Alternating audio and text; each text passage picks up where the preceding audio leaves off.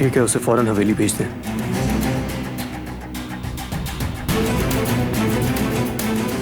कोई मसला है क्या?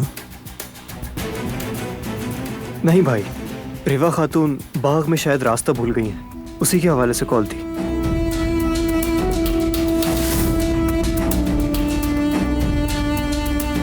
एक्सक्यूज मी, मुझे एक इम्पोर्टेंट कॉल करनी है।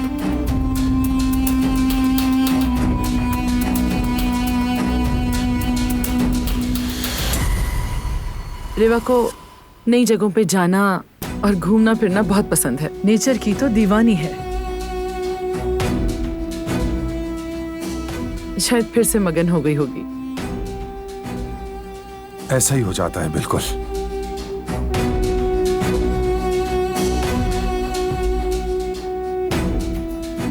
अगर आप हमारे घोड़ों वाला फार्म देखें तो आपका दिल ही आ जाए।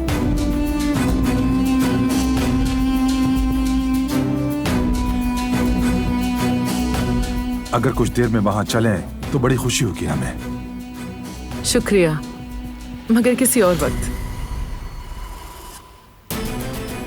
मरहम पट्टी और दवा का वक्त हो गया है। ऊपर चलो, कर लेते हैं।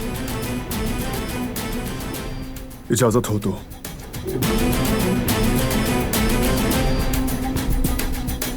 इजाजत है।